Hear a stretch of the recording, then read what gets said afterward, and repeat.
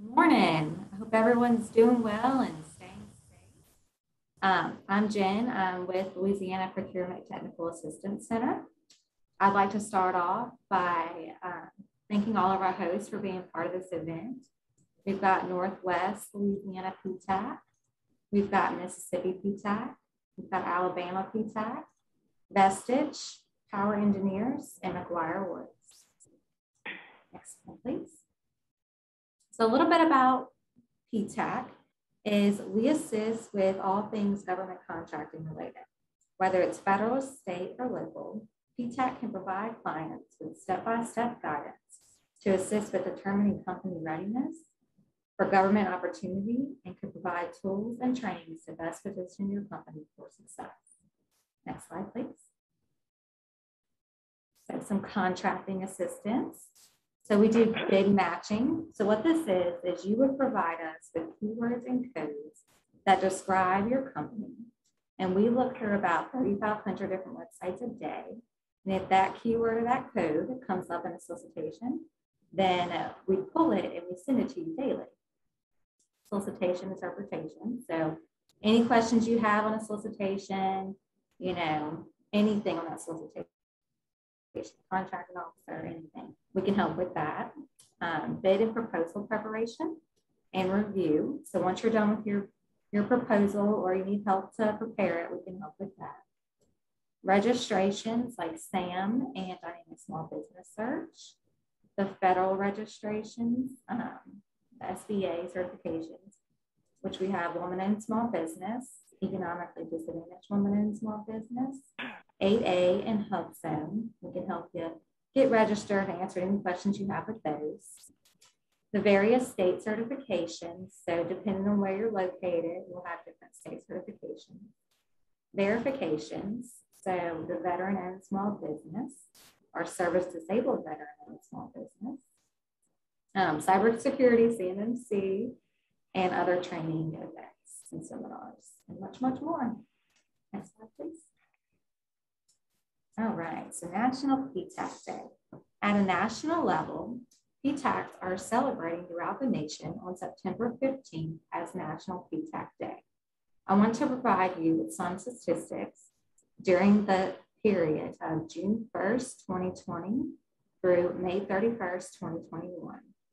We have provided 3,747 hours of counseling time, conducted 100 training events, assisted 845 PTAC clients or businesses, assisted 6,548 contract awards, and assisted in 755.3 million in contract awards.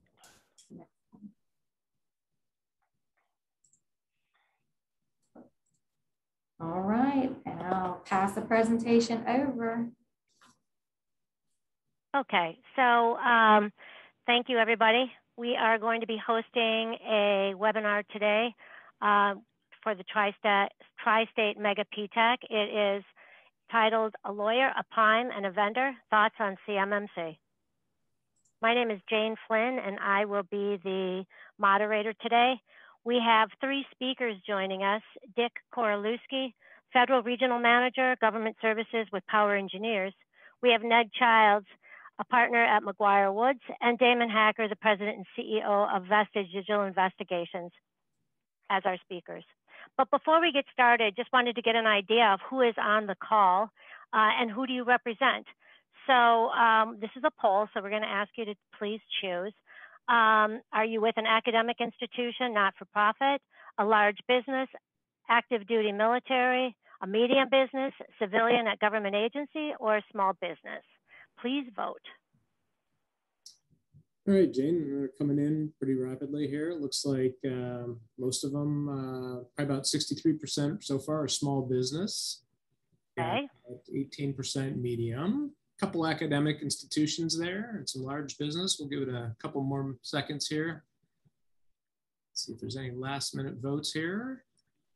And I'll close it in 5, 3, 2, 1. All right, so I'll go ahead and share those. Okay, let's take one more poll too. Oh, okay. So it looks like small business wins out with 65%. So let's take one more poll. Okay. Where are you in your CMMC journey? Totally ready for the official certification assessment, remediating a handful of items that needed addressing. CMMC what? Have not started. We're just getting started, or already compliant with the NIST 800-171.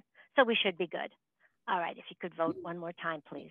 Pretty good split. We do have one that's CMMC what, so you're in the right place for this. That's good. Quite a few that have not started, and some that are just getting started on that. So we've got one who's already compliant with NIST 800-171, and a few that are just remediating the handfuls. I'll go ahead and leave it open for another 5 seconds, and then we'll go on. So 3, 2, 1. All right. Let's see. Oh, good. Have not started or just getting started. Great. Perfect. Great. Right place at the right time. I think we're going to be able to help you out. All right. So with that, what I'd like to do is I just want to give a little bit more background information on our 3 panelists. So the first is our prime, Dick Korolewski. Dick is with Government Services, Federal Regional Manager with Power Engineers, which is an engineering and environmental consulting firm. He has more than 30 years of experience in the architectural and engineering industry with more than 20 years in the federal market, supporting projects in the U.S. and overseas. He also serves as a federal security officer responsible for security on all federal contracts and projects. And Dick is out of Boise, Idaho. Our next is our lawyer, which is Ned Childs. He's a partner at McGuire Woods. Ned's practice spans more than a decade in Washington and encompasses a broad array of legal services, including government contracts, investigations, disclosures, regulatory enforcement actions, bid protests, government contract disputes, government contract counseling, export licensing and enforcement, and prime contractor subcontractor disputes. Ned is out of Washington, D.C. And also our vendor, that's Damon Hacker. Damon is the president and CEO of Vestige Digital Investigations. Damon has more than 20 years of experience as a cybersecurity expert for both proactive and reactive consulting services on multiple frameworks. He is an AB Marketplace CMMC registered practitioner and guides businesses through the CMMC process from assessment to remediation to advice and advocacy for success in achieving CMMC. And Damon is out of Medina, Ohio. Okay, so before I hand it over to Dick, we're just going to take 2 more polls, please. All right, the first one is, do subcontractors need to be compliant with NIST 800-171 and CMMC? Choose one. Only if the prime is certified to a maturity level 3 or higher? No. Yes to NIST 800-171, but no for CMMC, or yes to both. And everybody's voting. I'm sorry? Said I hope everybody's voting. Yeah, we're getting some. We're getting some. Okay. Yes to both. I've got a couple yes to NIST 800-171, but no for CMMC. Only if the prime is certified to a maturity level 3. We've got 1. We've got no votes for no, so people know that we've got some duties here from there. But yeah, the majority are coming in right at yes to both. So we'll go ahead and end the poll in 5. All right, perfect. So you can see most people got yes. Oh, yes to both. Great. All right. And we got one more here. One more. Who is responsible for ensuring that subcontractors follow the NIST 800-171 interim rule and CMMC? Okay. Is it the OSC? Is it the prime? Is it the subcontractors, the CMMC-AB, or all of the above? Please choose. All right. Flowing in a little bit slower this one. Oh, here now they coming in. All right, so we've got a few saying the subcontractor, got about 4 or so that are saying the prime. Most of them are coming in on all of the above right now, which is probably a safe bet, although not the right answer. No, but get some, so we'll let it, got a couple more that are still looking like they got a vote here. So let's see if we can get them up there. All right, I'll go ahead and close it in 5, 3, 2, 1. All right. So, yep. Okay. All of the above seems to be the popular vote there. All right. So with that, I am going to hand it over to Dick, our prime. Great. Well, thank you. So good morning, everyone. I'm glad to virtually see you all today. I'm glad that over 2/3 of you are small businesses, because this is really targeted at small businesses. And I think from the first survey, it showed that most of you are either getting started or haven't started yet. And first thing I want to say there is don't feel bad, because I will tell you that most small businesses are exactly in that same boat. As a prime contractor, I'm now currently working with a number of subcontractors who are in the process of doing exactly that, getting started and trying to help them through the process. Just a quick little introduction. So Power Engineers is a large business, and our primary market is the Department of Defense, but we work for other agencies, including the Department of Energy and the Department of State. And as a prime contractor, one of the things that is important for me to point out is that we as the prime contractors, we are responsible for insurance compliance with that contract. And that includes ensuring that our subcontractors are also compliant. One of the little bit of struggles sometimes is that because of the government's pursuit of trying to give as much work as possible to small businesses, that a lot of these contracts have a lot of the people like yourself. We have a lot of small businesses on our contracts, and we have made many great relationships with small businesses, and they do great work for us. And but they tend to struggle a little bit with things like this because being a small business, you often don't have an FSO or a large IT department that has the ability to take care of some of these things.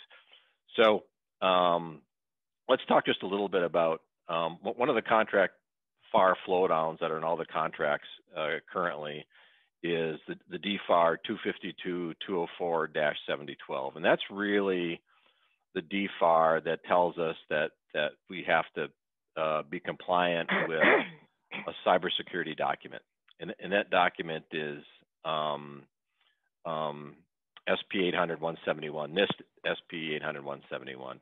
Now, 800-171 is really utilized by a lot of industries, and it really sets the framework for what we need to do for protecting what most people call CUI or FOUO, depending on which world you live in. But if you're ever under a contract where you have to deal with controlled unclassified information, you have to be compliant with 800-171, which includes both physical security and cybersecurity. So as a prime contractor, how do we make sure that our subcontractors are compliant? And the answer is first by doing an investigation, and secondly, we really try to help them. So the first thing we like to do is go out and do both a physical and a survey with our subcontractors and try to find out where they actually stand related to 800-171. One of the issues that came about in November of last year was that because we were headed towards a third-party independent testing of seeing if you're certified, which is going to take a little bit. In the interim, the requirement is now requiring the firms to be self-certified. Right? So one of the things that all firms have to do, including the small businesses, is go out and do the self-certification under the supplier performance risk system.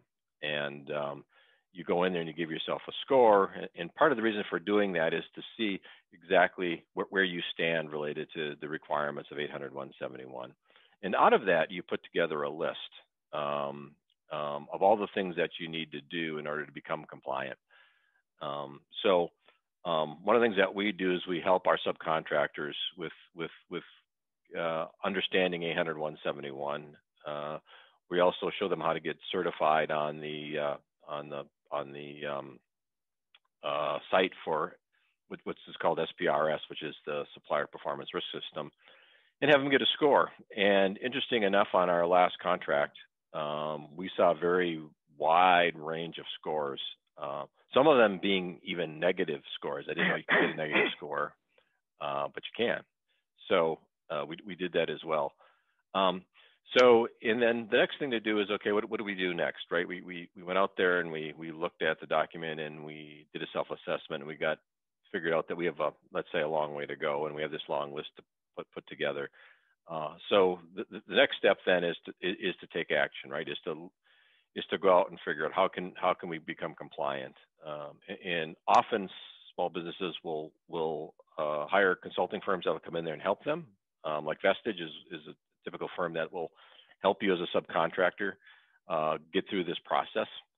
And one of the questions is, well, what happens if we don't get certified or we're not certified?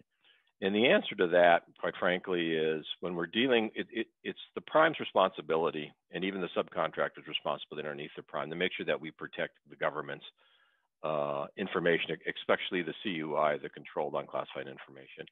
And if you're not certified, you may not be able to work in that particular project, or you may not be able to work in that particular task order because you're not certified yet. The government doesn't have a trust level with the firms until they've actually done the self-certification and it started the CMMC process. After we go through that process,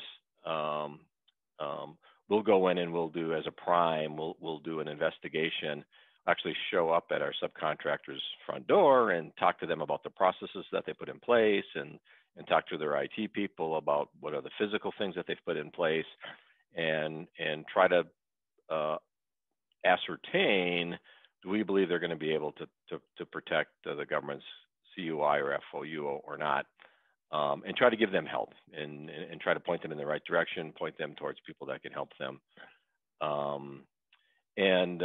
One of the last things that we do is we monitor, right? So we find out how they're working on their I'll just call it a punch list, for lack of a better word, of the things that they need to work on to get certified, and make sure that they're making progress and they're doing the right things, and start not knocking off all the things that are required. And there's quite a few. There's over 100 if you go through the list. So and eventually we want to get ready, our subcontractors ready to be able to have the CMMC process work for them and for them to get certified. So often what will happen is we encourage small businesses to actually hire a firm to come in and do I'll just call it a pre-assessment, to go in and look at your system and say, okay, how are you actually doing? And give you some advice and look at the things you have to fix. So before you actually call for your actual third-party independent inspection, which is the CMMC process, that you're actually ready, because you don't want them to show up and find out that you got 50 things to do yet instead of maybe 3 or 4. And that's our responsibility. In the end, we're responsible for making sure that we're protecting the government's information. There's a lot of issues going on with cybersecurity right now. I think we're all aware of that. And the CMMC program is a way to certify firms to ensure that they have the ability to protect the government's information. So that's what we do as a prime. And our job is really to ensure the government's safety, and to also to help our subcontractors get through the process and obtain their certification. Thank you. Okay, Dick, there was a question that came in while you were doing that as well. If you want to take and answer that, it came in and said, and I think it was you had mentioned that you do the pen testing. Do you do a pen test without their knowledge at first? No, we absolutely do not.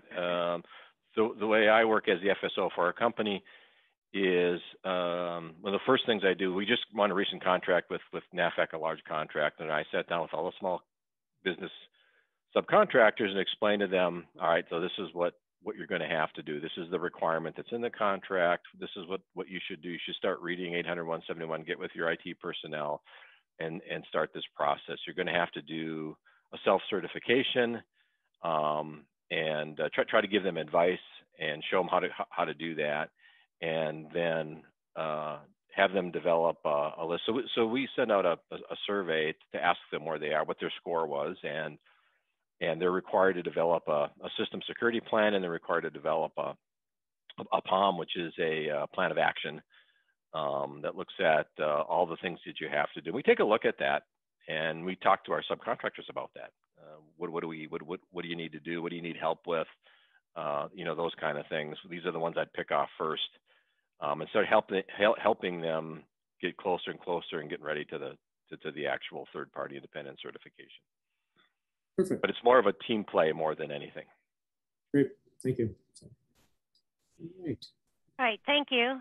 Appreciate it, Dick. Okay, we have one more poll here. What are the potential penalties for not scoring and submitting accurate NIST 800-171 results to the supplier performance risk system? Choose all that apply. So criminal penalties, no penalties until CMMC certification is fully adopted, breach of contract litigation, loss of contract, or 3 times the contract value plus $23,607 per claim. All right, if everybody would please vote. All right, we'll come up. They're starting to come back in here. Got a lot of them answering loss of contract, breach of contract litigation, a couple people with criminal penalties, some wishful thinking on no penalties until CMMC certification is completed. From there, all right. We only have about half the people voting yet. Oh, we got another wishful thinker there. So, all right, we'll give it 5 seconds here. 5, 4, 3, 2. Oh, I see a couple more coming in, and there we go. All right. So that's all right. Loss of contract and breach of contract litigation seems to be the majority. All right. Well, with that, I think we've got the right person to address some of that. Ned, if we could hand that over to you, please. Sounds great. Thank you, Jane, and appreciate everybody's time and interest this morning. Looking forward to presenting to you all here. Again, I'm Ned Childs, partner at McGuire Woods, and my role in today's presentation is to advise y'all of some of the potential legal risks that are associated with the CMMC status and the NIST 800 standards and the current DFARS clauses that are out there.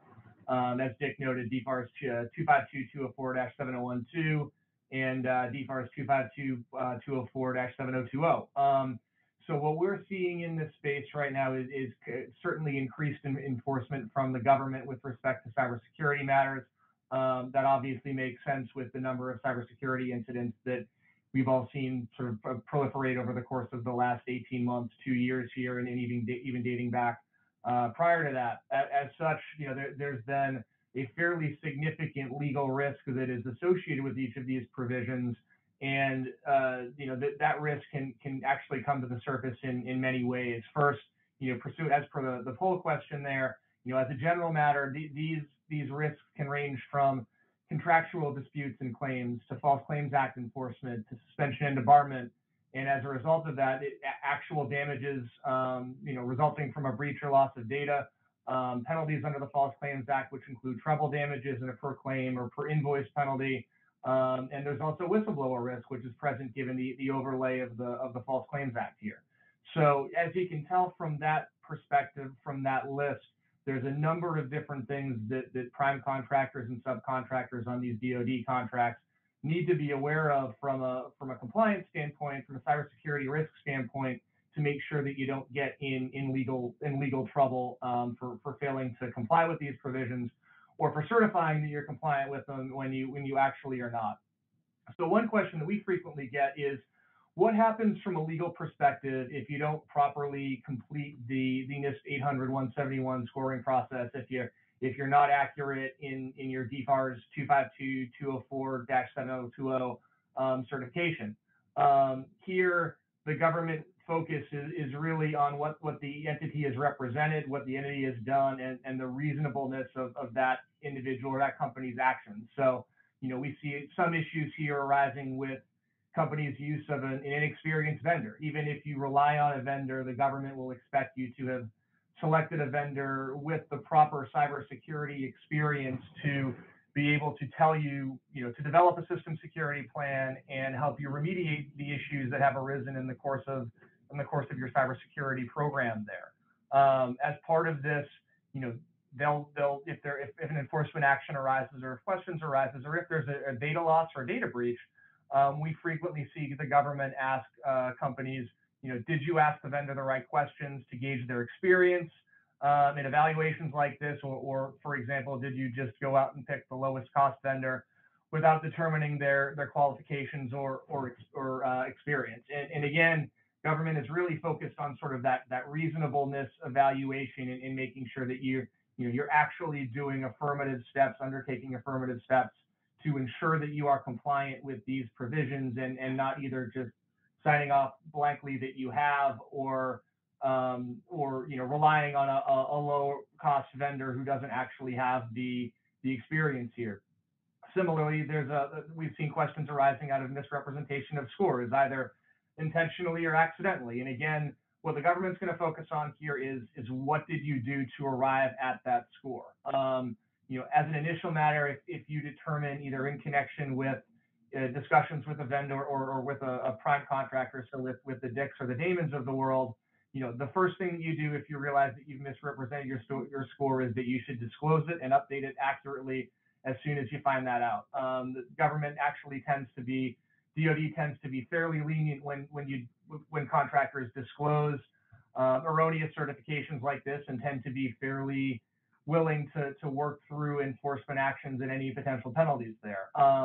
In these situations, if the score was an accident, if it was a reasonable mistake, if there's no loss of data, if there's no improper award of a contract, then in our view, in our experience at least, we view the risk there as being a fairly low risk after disclosure of the issue to the government, to your prime contractors and correction. If it's intentional, if you're actually representing that you're compliant with NIST 800-171, if you're coming off with a score towards the higher end of the spectrum, I'll note that there's a number of large government contractors who I work with specifically that they will question almost any subcontractor that comes back and gives them a perfect score or a near perfect score, because it's just not an area where companies these days are compliant. These are fairly significant technical standards that need to be reviewed and evaluated. And as it turns out, most companies just on a going forward basis are not compliant with them, and they have to take certain steps to get back into compliance. It's actually allowed for under the process that's at issue under DFARS 252-204-7012, though it may be slightly different under CMC, and we'll get to that in a second. But if you're intentionally misstating, if you're not taking the right steps to actually ensure that you have an accurate score, it could be grounds for debarment. It could be grounds for contract claims by the government or your prime contracting partners. And it could be, even if you're a subcontractor, grounds for a False Claims Act claim. And as I noted, the False Claims Act claims include treble damages and per invoice penalties that are fairly substantial. And a compliance risk arising out of that can put particularly a smaller company in a significantly adverse scenario from a financial standpoint and a government contracting standpoint. In these situations, what we typically recommend, and I'm not just saying this because I'm a lawyer, first thing, if you think there's been an intentional misrepresentation, always engage counsel first. Do not reach out to the government or your prime contractors alone. You should undertake a privileged review and figure out what happened and remedy the issue from a corporate standpoint, and that includes training, personnel actions, and things like that. We're working through that with one of my clients right now, and it is very beneficial to the client to be undertaking those actions under privilege and to be disclosing them with the benefit of counsel to the government, who will take advantage frequently of contractors who go in and disclose without having the proper protections in place just from a legal standpoint. Another of the questions that we get is, if I have an active contract, what happens if I let my CMMC certification lapse or fall out of compliance during the 3-year window? Again, best thing here to do is engage proper personnel, so a vendor and/or a lawyer, and disclose that to the government. In our experience, the government expects compliance issues to arise. There are IT systems, operating in a dynamic environment. The threat profile is changing daily. The technology is changing frequently, and the government recognizes that. That said, they also expect contractors to have their arms wrapped around these problems, identify them quickly, disclose and discuss them, and to remediate them quickly to ensure that there's not a risk of loss of data, and that the contractor is taking the proper steps to get back into compliance. Now, two more questions we get, and then I'll pass it on to Damon to conclude us out here. We've seen some instances where prime and subcontractor disputes are arising related to cybersecurity issues. Prime contractors are cognizant of the fact that they are responsible for their subcontractors' compliance with these provisions. So there has been a significant amount of outreach over the course of the last 6, 12, 18 months by those prime contractors, asking their subcontractor partners, what they're doing to be in compliance. Are they in compliance? And asking them to certify that they're in compliance. And if they can't do so, it actually, a number of them are either suspending contracts with them or taking actions to terminate subcontracts with them.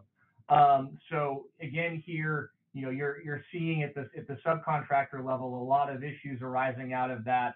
Prime contractors need to recognize that they need to slow down these provisions to subcontractors, but they also need to recognize that these provisions aren't required unless the subcontractor is going to access CDI. And that's one thing as a subcontractor that y'all should be aware of.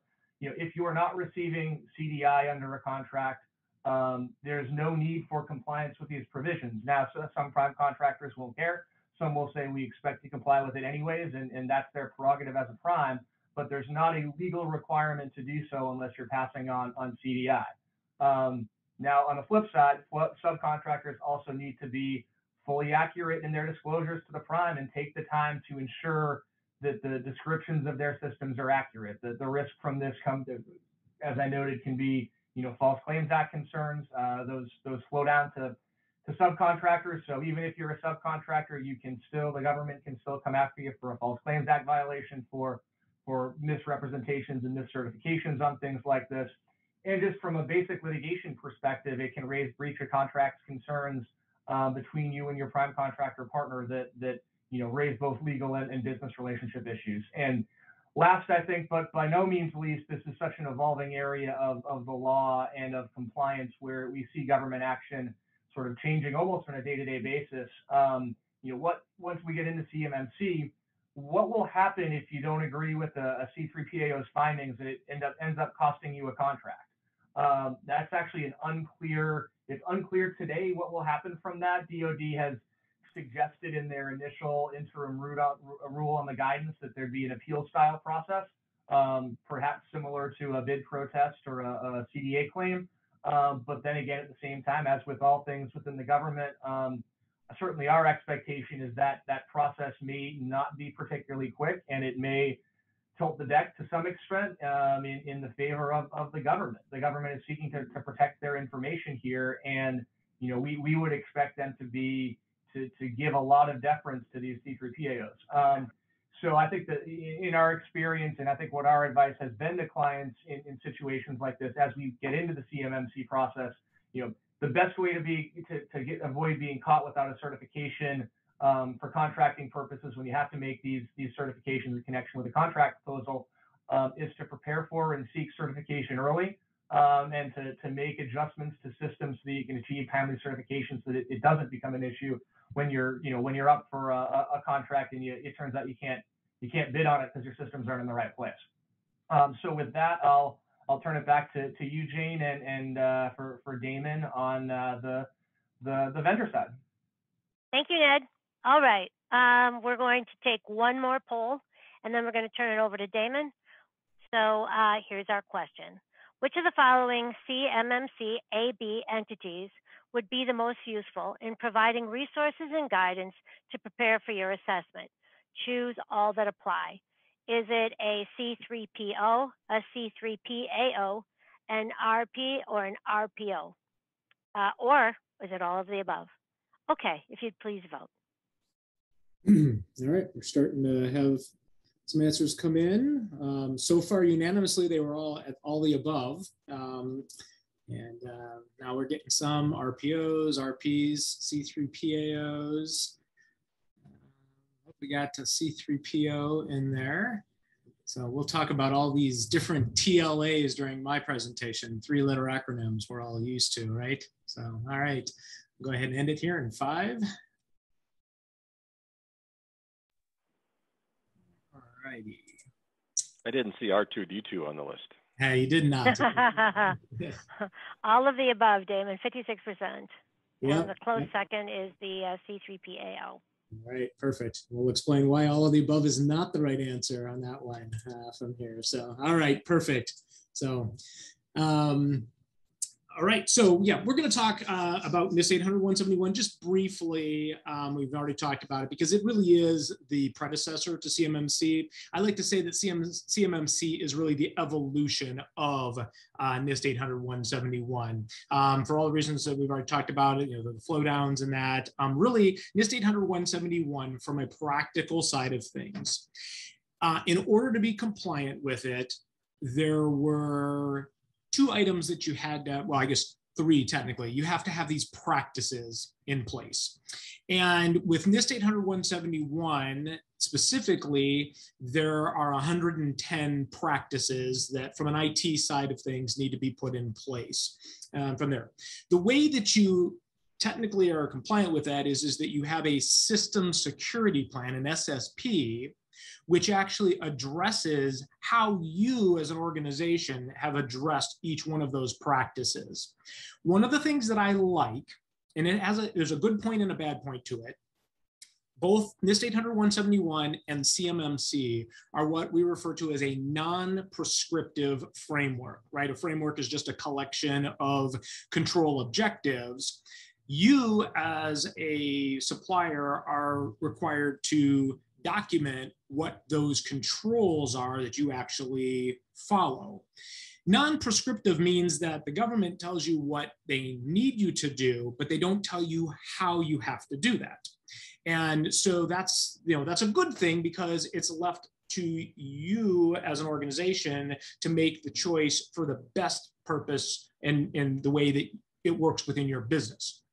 The downfall of that, though, is that it's a little weird in the sense that it gives you guidance in terms of what you need to do, but doesn't really say yes or no, this is right, this is wrong. It's left to the individual companies to make that choice. It gets a little bit more stringent when we get to CMMC, but still at the end of the day, what gets documented, what gets put in place really is your decision. We just need to make sure that it adheres to the control objectives in the framework. Okay, so 110 practices that you had to put in place. Doesn't say how you have to do it, but does tell you what you need to do. In order to actually be compliant, you need to have that system security plan, which is the documentation of how you are addressing each one of those controls. So in a full SSP, one would expect that you would have 110 items actually addressed. Well, the government recognized that not everybody was going to have all of these things put in place right at the very beginning, and so made a way for organizations to basically document what they were going to do, and that is, and Dick mentioned it, is the POEM, the Plan of Action and Milestones. And so if you take both of those things together, the SSP has all of the items that you do have in place, the POEM are all the things that are missing, together that documents your environment for the 110 practices, all right? So that's really all you need to have in place from a NIST 800-171 side of things. However, one of the things that came about as of November 30th of last year in 2020 was the interim rule. And the interim rule came out with 3 additional flow down clauses, which one of those now requires on all non-CMMC contracts, so everything else, that you not only have to have your SSP and your POEM, but you also need to have your score, as Dick mentioned, into the SPURS system, into the supplier performance risk system. And yes, you can generate a negative score. The idea is that it's out of 110 points. There's no coincidence in that. It's 110 practices. The maximum score is 110. Technically, you lose points for each one of the controls that you don't have in place. But there's a gotcha. And the gotcha is that a fair number of them, in fact, the majority of them, 57 of those controls actually have a value that you take away from that score of more than 1. The majority of those being a 5. So if you don't have these particular controls in place, you could, have 5 points off for each one of them. If you don't have those 57 in there, you're generating what, minus 200 and some 30 points or whatnot. So you can actually generate a negative score on that one. So that's what you need to have in place for the interim rule and to be compliant with NIST 800-171. So now let's move forward and evolve NIST 800-171. So CMMC is a progressive maturity model, right? So there's 1, 2, 3, 4, 5 levels. The first level at the very lowest is basic safeguarding. And in fact, organizations, the vast majority of organizations within the defense supply chain will not need to be anything more than a level 1. So that's the good news. The bad news is that at level 1 and at level 2, you are not permitted to handle, use, store, or otherwise work with controlled unclassified information, CUI. Ned mentioned CDI, CTI, those are components of it. Those are all part of the overarching controlled unclassified information. So if you don't deal with CUI and only deal with federal contract information, FCI, level 1, level 2, you're going to be fine. We're going to kick level 2 to the street. There really is not going to be any contracts that come out with level 2. The DoD has been pretty clear about that. So really, you've got level 1 down here, federal contract information. If you work with controlled unclassified information, you're going to be at least at a level 3. And then depending on the severity, the sensitivity, the volume of the controlled unclassified information, you might find contracts that come in at a level 4 or a level 5. Typically what we've been, the guidance on that has been that if you're dealing with entire weapons systems, nuclear, some export control type of things, or space application, those are ones that are prime candidates for maybe being a level 4 or a level 5. The contract, though, will state that, and it will have the information at what level the information, what that contract is at. The idea will be that to be awarded that contract or to work on it, task orders and that kind of stuff, you will need to be at least at that level of the contract or above. So a level 3 contract, you would have to be at a maturity level 3, a level 4, or a level 5. Said a different way, if you're a level 3, you can work contracts at 1 and 2. Again, there aren't going to be any 2 and level 3 from there. To actually get started, when you are at a place where you're ready to actually have the certification assessment performed, which we're going to talk about that in a second, you actually go out to the CMMC accreditation body's website. It's CMMC-AB.org, accreditation body, and you register as an organization seeking certification, an OSC.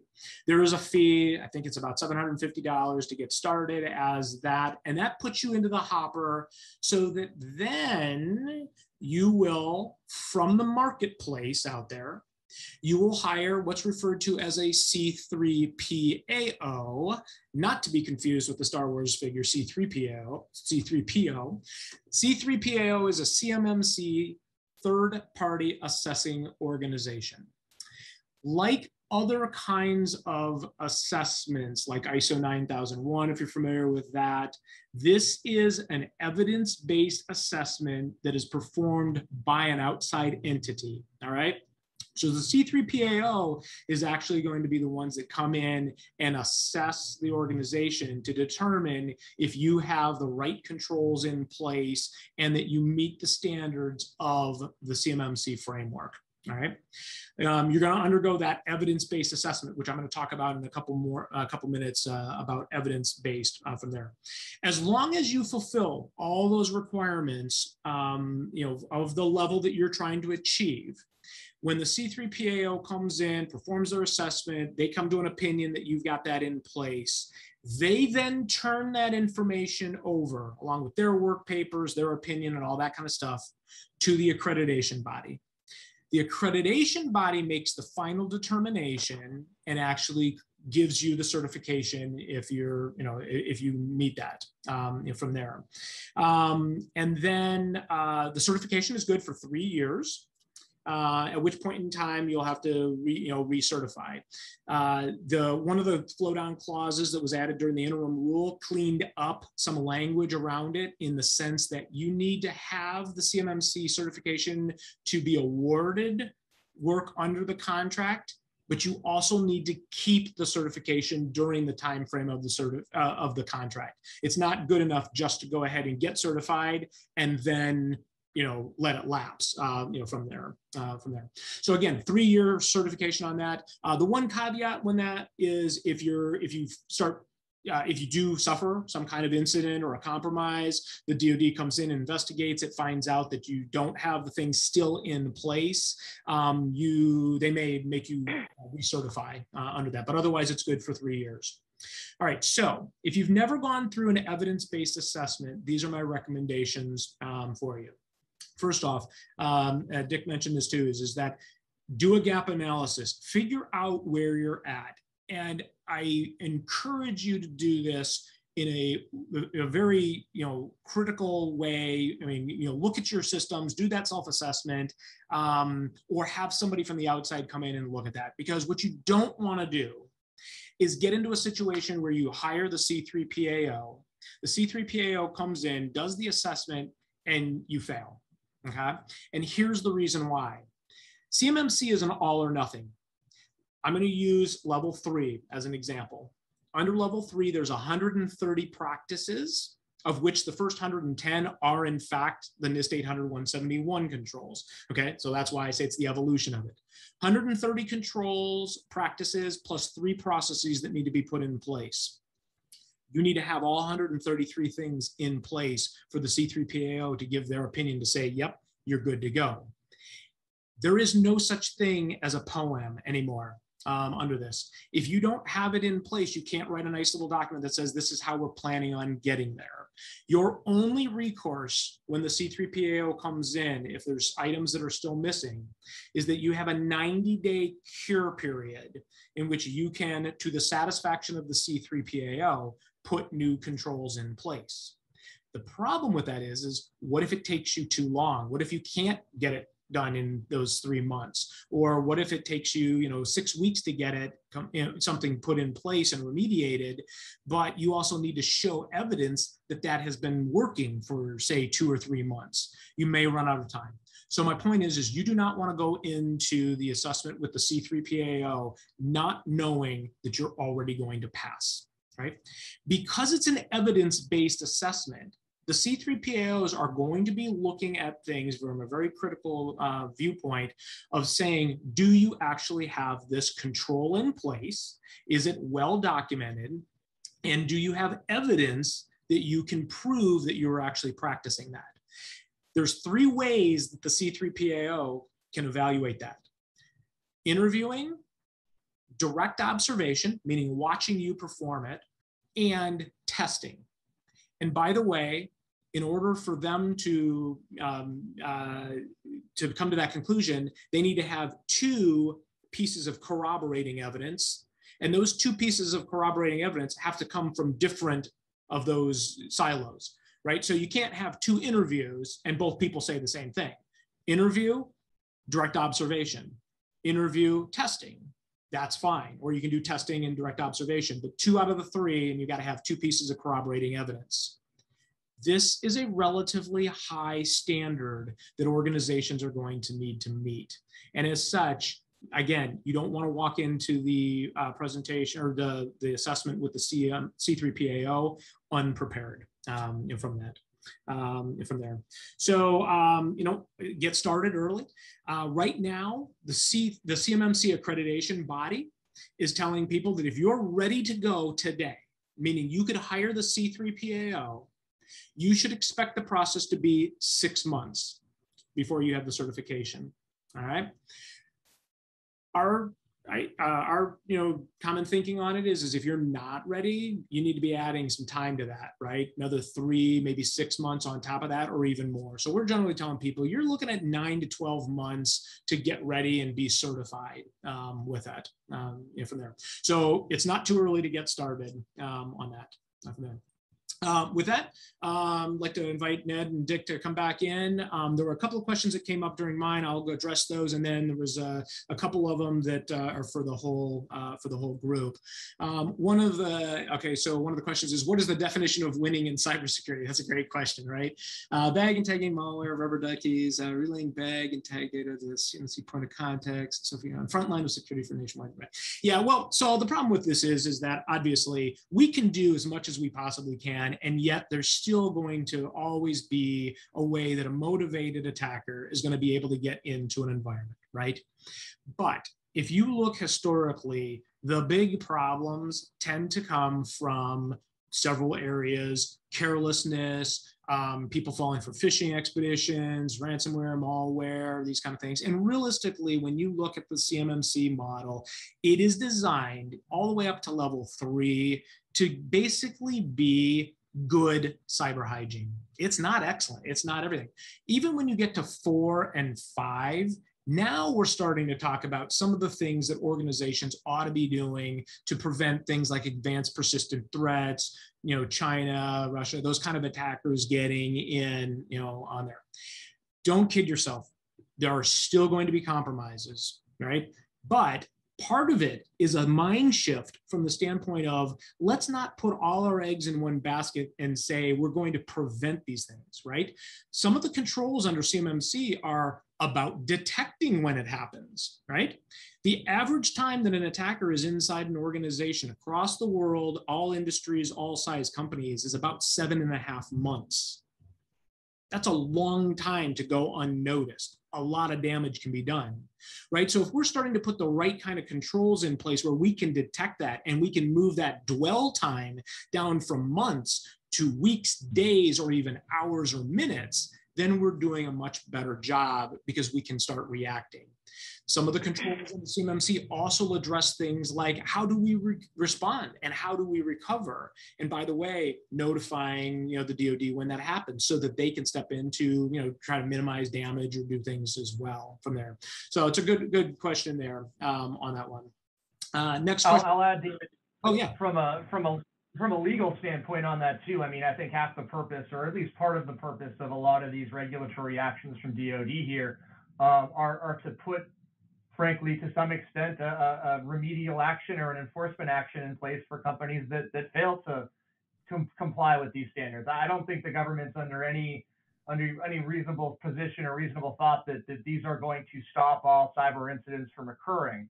But given the proliferation of them over the course of the last number of years here, given that we're seeing some enforcement in these actions in these areas now, I think it's something the government is now saying, well, if you don't have these basic, and in some cases slightly more than basic, steps in place to ensure not just protection, but as Damon said, notification, identification, the major things in responding to these incidents in place, that's when the government is going to be interested from an enforcement perspective, because it's not just the loss of data, which will happen in the 10 minutes that they're inside the system at the beginning, but it's the continued access to such data and the embedding of some of these actors in corporate systems that I think they're most concerned about from an enforcement and sort of broader cybersecurity perspective.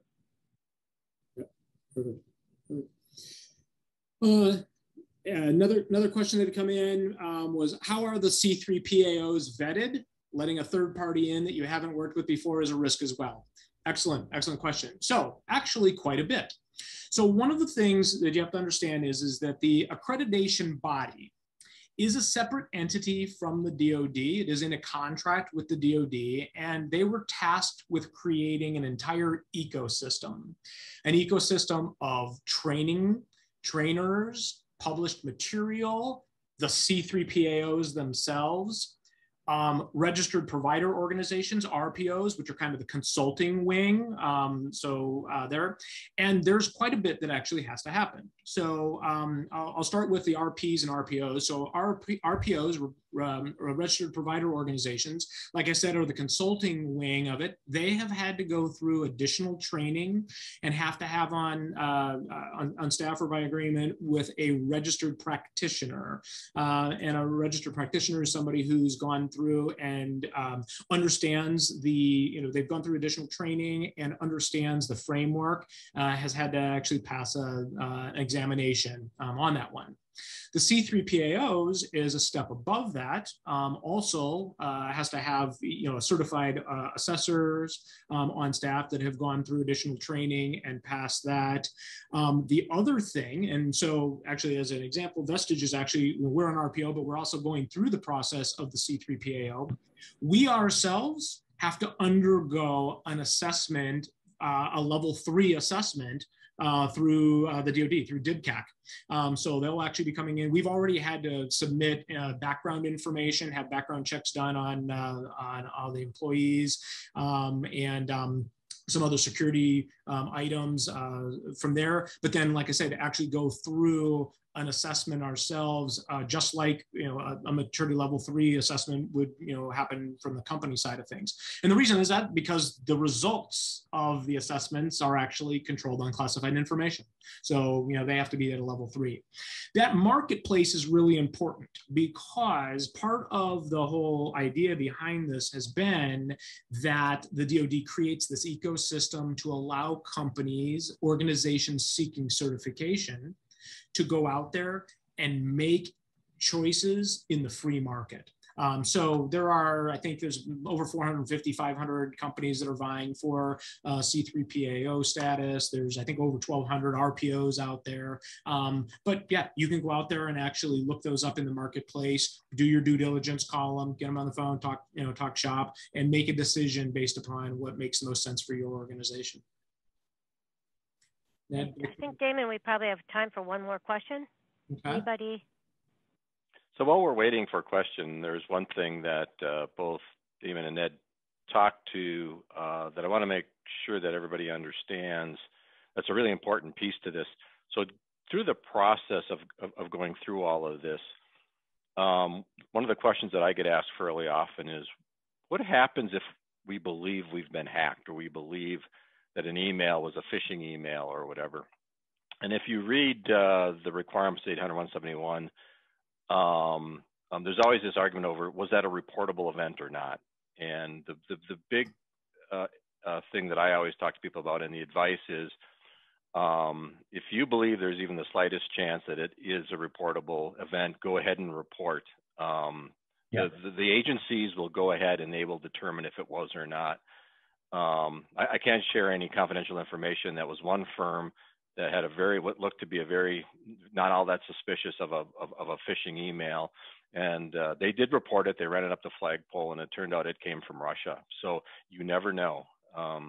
So if you think you've been hacked, always report it, and you let the agencies sort it all out and see if it was an actual attempt or not. Often it's people phishing for other type of information, but you should always make sure you report in the interim until you get certified, and of course afterwards as well. I'll echo Dick on that. One of the best legal strategies that we see is proactive disclosure of potential issues like this. The government understands things are going to go wrong, and given some of the requirements to disclose here are considerably more forgiving of entities that disclose proactively and on more occasions than they may necessarily need to, than those that do not disclose, and it ends up being a significant issue. So, that's obviously a question that, we get a lot from our clients. I know that, prime contractors and vendors like Damon, I'm sure, get the same types of questions as well. And there's a thought process that will go, you can go through as to what to disclose. But if there's any question, as Dick notes, it is always a best practice to actually go out and disclose. And if there's nothing that comes of it, all the better for you for disclosing it. If it actually is an issue, you've gotten in front of it consistent with your obligations under the requirements. Perfect. Well, there's a couple of questions that didn't get answered, but in the interest of time, what we'll do is we will go ahead and follow up with those via email because we have those. The other thing, and I'll offer this, and I'm sure Dick and Ned would agree, all the contact information is right here. Feel free to reach out to any or all of us. Feel free to reach out to PTAC. That's what they're here for on that. But I know, we'll be happy to answer questions in addition to what we've done here for that. So with that, Jennifer, I will let you kind of wrap it up. So much. Thank you for all the attendees. Thank you for everyone who hosted. I know I learned a lot. I hope everyone did. If you would like to learn more about PTAC, please contact your local PTAC. Or if you don't know who your local PTAC is, I have a website on the slide that you can go on that website and find your local PTAC to become a client. Thanks again. All right. On behalf of the panel and PTAC, thank you for the opportunity. Thanks for listening, and look forward to seeing you again. Yes. Thank you, everyone. Have a great week. Take care, everybody. Thanks so much.